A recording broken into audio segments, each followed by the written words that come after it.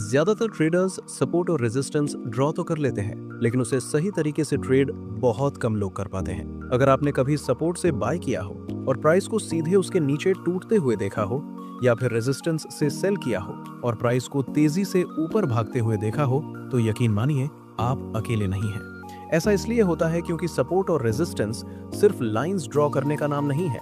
ये इस बात के बारे में है कि कौन से लेवल्स वाकई में मैटर करते हैं और उन्हें कॉन्फिडेंस के साथ कैसे ट्रेड किया जाए। इस वीडियो में मैं आपको दिखाऊंगा कि स्ट्रॉन्ग सपोर्ट और रेजिस्टेंस कैसे आइडेंटिफाई करें, बिना चार्ट को क्लटर किए उन्हें सही तरीके से कैसे ड्रॉ करें, और एक simple high probability support and resistance trading strategy, वो भी रियल लाइव ट्रेड एग्जांपल्स के साथ। अगर ये सब आपको इंटरेस्टिंग लगता है तो इस वीडियो को लाइक करना मत भूलना, और अगर आप हमारे चैनल पर नए हैं तो चैनल को सब्सक्राइब जरूर कर लीजिए।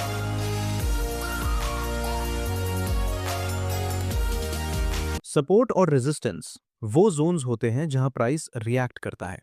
रेजिस्टेंस एरिया वो जगह होती है जहां पहले सेलर्स ने एंट्री ली थी और प्राइस को नीचे पुश किया था, और सपोर्ट जोन वो एरिया होता है जहां बायर्स स्टेप इन करते हैं और जहां से दोबारा ट्रेड अपॉर्चुनिटीज मिलने के चांसेस होते हैं। सपोर्ट और रेजिस्टेंस की सबसे बड़ी खासियत यह है कि ये लेवल्स हर टाइम फ्रेम और हर एसेट में अपीयर होते हैं। इसका मतलब यह है कि आप इस इंफॉर्मेशन को यूज करके एक प्रॉपर और ट्रस्टेड ट्रेडिंग सेटअप बना सकते हो जो आपको ट्रेड विन करने में हेल्प करे। अब सवाल ये आता है, सिर्फ स्ट्रॉन्गेस्ट सपोर्ट और रेजिस्टेंस लेवल्स कैसे आइडेंटिफाई करें? तो इसके लिए कुछ सिंपल रूल्स हैं जो मैं फॉलो करता हूं। ये रूल्स बिगिनर्स के लिए भी काफी इजी हैं। मैं हमेशा चार्ट पर सबसे ऑब्वियस टर्निंग पॉइंट से शुरुआत करता हूं, यानी मेजर स्विंग हाइज और मेजर स्विंग लोज। मैं उन एरियाज पर फोकस करता हूं जहां प्राइस ने मल्टीपल टाइम्स रिएक्शन दिया हो। सबसे इंपॉर्टेंट सवाल यह होता है कि रिसेंटली प्राइस कहां इंटरैक्ट कर चुकी है और किन लेवल से क्लियरली रिएक्ट कर रही है। अगर प्राइस ऊपर की तरफ मूव करते हुए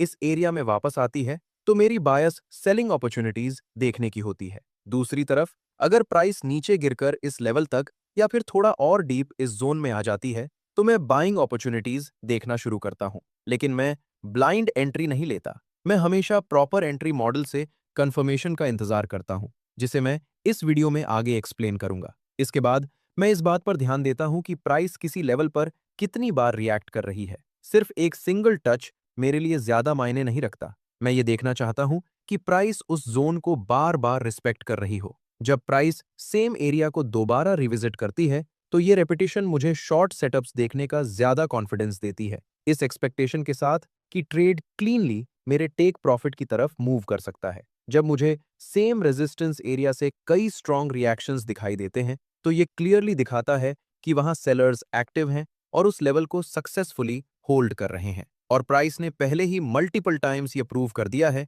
कि वो उस जोन से रिवर्स होने में केपेबल है। इसके अलावा आपको वीक या फेडिंग रिएक्शन से दूर रहना चाहिए। इस एग्जाम्पल में प्राइस अभी भी ऊपर पुश कर रही है, लेकिन ध्यान दीजिए कि उस मूव के दौरान क्या हो रहा है। हर अपवर्ड पुश की स्ट्रेंथ कम होती जा रही है। जैसे जैसे प्राइस टॉप के पास पहुंचती है, हर अगला हायर अटेम्प्ट पिछले वाले से ज्यादा वीक हो जाता है। जब आप ऐसा बिहेवियर देखते हैं तो आपको पहले से ही ये सोचना शुरू कर देना चाहिए कि आगे क्या हो सकता है। मोस्ट केसेस में ऐसा लेवल ज्यादा देर तक होल्ड नहीं करता और उसके ब्रेक होने के चांसेस ज्यादा होते हैं। हमेशा प्राइस एक्शन पर ध्यान दीजिए, वही आपको लगातार क्लूज देता रहता है कि आगे क्या होने वाला है। नंबर 4, मैं हमेशा उन्हीं लेवल्स पर फोकस करता हूं जो क्लियर हों और आसानी से दिख जाएं। पहले हमारे पास एक बहुत ऑब्वियस रेजिस्टेंस था और अब हमें एक बहुत ऑब्वियस सपोर्ट दिखाई दे रहा है। अगर आपको किसी लेवल को ढूंढने के लिए ज्यादा मेहनत करनी पड़े या चार्ट पर फोर्स करना पड़े तो ज्यादा चांसेस है कि वो लेवल इतना स्ट्रांग नहीं है। बेस्ट लेवल्स वही होते हैं जो चार्ट देखते ही तुरंत नजर आ जाए। बिगिनर्स के लिए एक सिंपल टिप, ट्रेडिंग व्यू पर अपना चार्ट लाइन पर स्विच कर दीजिए। इससे की लेवल्स पहचानना काफी आसान हो जाता है। और याद रखिए, अगर कोई लेवल आपको आसानी से दिख रहा है तो बहुत ज्यादा चांसेस हैं कि वो लेवल दूसरे ट्रेडर्स को भी आसानी से दिख रहा होगा और आप एग्जैक्टली यही चाहते हो। एक और चीज जो मैं देखता हूं वो है इंपल्सिव मूव्स और सप्लाई डिमांड लेवल्स। यह प्राइस का ये ह्यूज पुश ऊपर की तरफ जो multiple fair value gaps create कर रहा है, हमें यह बता रहा है कि इस मूव के पीछे स्ट्रॉन्ग कन्विक्शन मौजूद है। इसलिए जब प्राइस वापस मेरे इस लेवल पर आती है तो मुझे एक पोटेंशियल बाय ट्रेडिंग पोजीशन के लिए काफी ज्यादा कॉन्फिडेंस और स्ट्रॉन्ग फीलिंग मिलती है। अब आपने ये कॉन्सेप्ट पहले भी जरूर सुना होगा,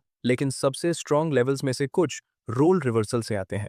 जब प्राइस किसी की लेवल को ब्रेक करती है तो वही एरिया जो पहले रेजिस्टेंस की तरह काम कर रहा था बाद में सपोर्ट की तरह होल्ड करने लगता है। जो लेवल पहले प्राइस को ऊपर जाने से रोक रहा था वही अब प्राइस को ऊपर पुश करने में मदद करने लगता है। यह शिफ्ट चार्ट पर मिलने वाले सबसे स्ट्रॉन्ग कन्फर्मेशंस में से एक होता है और अक्सर यही हाई क्वालिटी ट्रेडिंग अपॉर्चुनिटीज का रास्ता खोलता है। इसके बाद मैं रीसेंट रिस्पेक्ट पर ध्यान देता हूं। पुराने लेवल्स भी यूजफुल हो सकते हैं लेकिन न्यूअर लेवल्स की इंपॉर्टेंस ज्यादा होती है। इस केस में आप देख सकते हैं कि प्राइस पहले मोमेंटम लूज करती है, फिर लेवल को ब्रेक करती है और एक फ्रेश लेवल क्रिएट करती है। इसी वजह से मेरा फोकस ओल्डर लेवल से हटकर नए लेवल पर चला जाता है। जब प्राइस वापस इस नए एरिया में आती है तो प्राइस वहां रिएक्ट करना और उसे रिस्पेक्ट करना शुरू कर देती है, क्योंकि ये प्राइस से बनाया गया सबसे रीसेंट स्ट्रक्चर होता है। इसलिए ये नेचुरली सबसे स्ट्रॉन्ग लेवल बन जाता है। सिंपल शब्दों में कहें तो न्यूअर लेवल्स ओल्डर लेवल्स के कंपैरिजन में ज्यादा वेट कैरी करते हैं। एक इंपॉर्टेंट बात याद रखने की है कि किसी लेवल को हमारे डिस्कस किए गए हर सिंगल रूल को सेटिस्फाई करना जरूरी नहीं होता। कभी कभी सिर्फ 2 या 3 स्ट्रॉन्ग फैक्टर्स ही काफी होते हैं। जितनी ज्यादा कंडीशंस एक साथ अलाइन होती हैं, विनिंग प्रोबेबिलिटी उतनी ही ज्यादा हो जाती है। इसलिए हमेशा अपना जजमेंट यूज करें। इस पॉइंट तक मैंने आपको स्ट्रॉन्ग लेवल्स आइडेंटिफाई करने से जुड़ी सारी इंपॉर्टेंट बातें बता दी हैं। लेकिन सिर्फ लेवल्स ढूंढ लेना ट्रेड एंटर करने के लिए इनफ नहीं होता। हमें अभी भी कंफर्मेशन चाहिए और वो मिलता है प्रॉपर एंट्री मॉडल्स से। सो नेक्स्ट मैं आपको entry models step by step समझाऊंगा और फिर हम सारी चीजों को जोड़कर एक complete support and resistance trading strategy बनाएंगे। चाहे आप बिगिनर ही क्यों ना हो, मैं जो भी स्ट्रैटेजी यूज करता हूं उसमें ट्रेड में एंटर करने के लिए मुझे एक क्लियर रीजन चाहिए होता है। इसलिए एंट्री लेने के कई तरीके मैं यूज करता हूं। मुझे trend lines, engulfing patterns, aggressive entries, retest entries और मार्केट स्ट्रक्चर शिफ्ट एंट्रीज पसंद है। ट्रेंड लाइन एंट्री काफी सिंपल होती है। प्राइस नीचे की तरफ आ रही होती है और बार बार ट्रेंड लाइन को टैप करती रहती है। फाइनली इस तरह की एक बड़ी ग्रीन कैंडल आती है जो ट्रेंड लाइन को ब्रेक कर देती है और वहीं से मैं बाई पोजीशन एंटर करता हूं। प्राइस तेजी से ऊपर जाती है और प्रॉफिट स्मैश हो जाता है।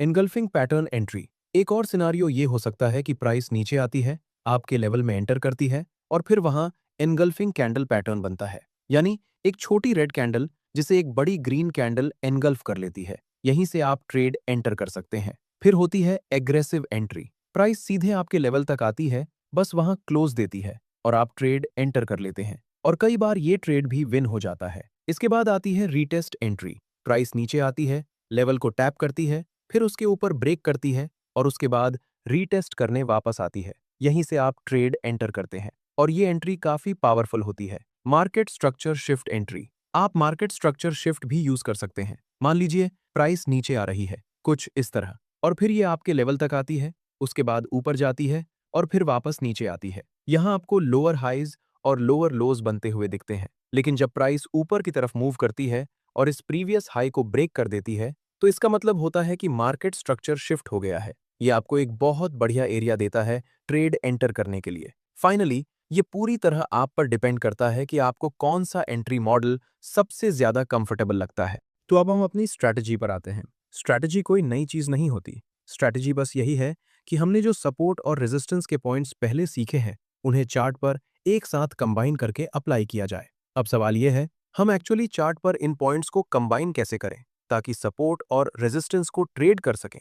चलिए मैं आपको एक possible combination step by step दिखाता हूं ताकि आपको सब कुछ क्लियर हो जाए। और बिल्कुल आप चाहें तो अपनी खुद के कॉम्बिनेशंस भी बना सकते हैं। सबसे पहले आपको अपने चार्ट पर एक्सट्रीम हाई और एक्सट्रीम लो आइडेंटिफाई करने होते हैं।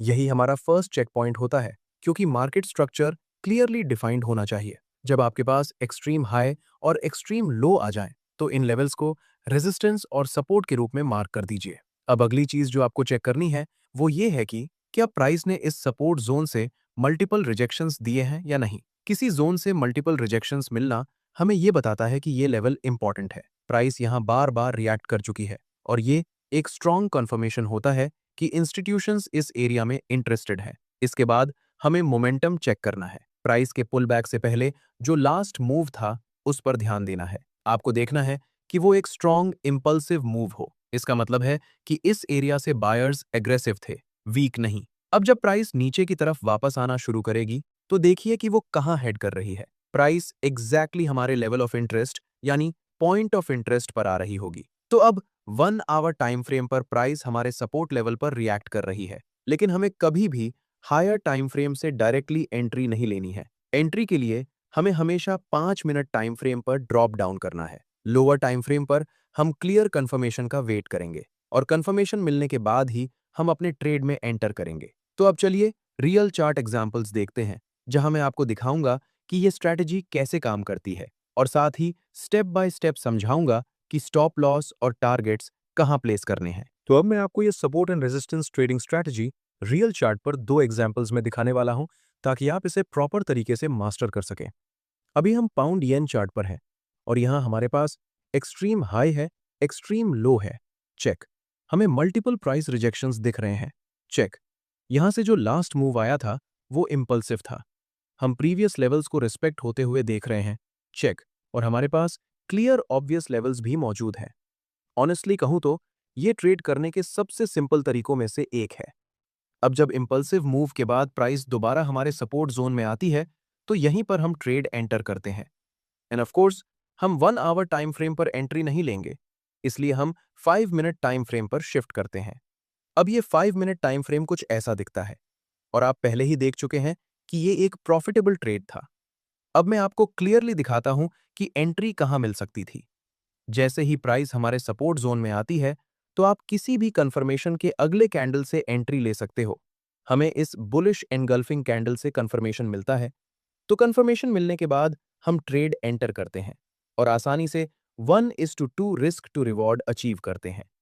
आप चाहें तो 1:3 रिस्क टू रिवॉर्ड के लिए भी जा सकते हो, लेकिन पार्शियल प्रॉफिट्स जरूर बुक करना और ट्रेलिंग स्टॉप लॉस लगाना मत भूलना। इस सेकंड एग्जांपल के लिए हम आ चुके हैं पाउंड ऑजी डॉलर के चार्ट पर और यहां हमारे पास एक रेजिस्टेंस एरिया है जो कभी एक सपोर्ट एरिया हुआ करता था, चेक। हमें मल्टीपल प्राइस रिजेक्शंस दिख रहे हैं, चेक। यहां से जो लास्ट मूव आया था वो इम्पल्सिव था। हम प्रीवियस लेवल को रिस्पेक्ट होते हुए देख रहे हैं, चेक। और हमारे पास क्लियर ऑब्वियस लेवल भी मौजूद है। अब जब इम्पल्सिव मूव के बाद प्राइस दोबारा हमारे रेजिस्टेंस एरिया में आती है, तो यहीं पर हम ट्रेड एंटर करने वाले हैं। तो चलिए अब एंट्री के लिए 5 मिनट टाइम फ्रेम पर स्विच करते हैं और कंफर्मेशन ढूंढते हैं। और यहां पर भी हमें हमारी एंट्री एक एनगल्फिंग पैटर्न से मिलती है, एक bearish engulfing pattern. So that's it traders, आज के लिए बस इतना ही। अगर आपको कुछ वैल्यू मिली हो तो लाइक और सब्सक्राइब करे बिना मत जाना और हम आपसे मिलेंगे नेक्स्ट एपिसोड में।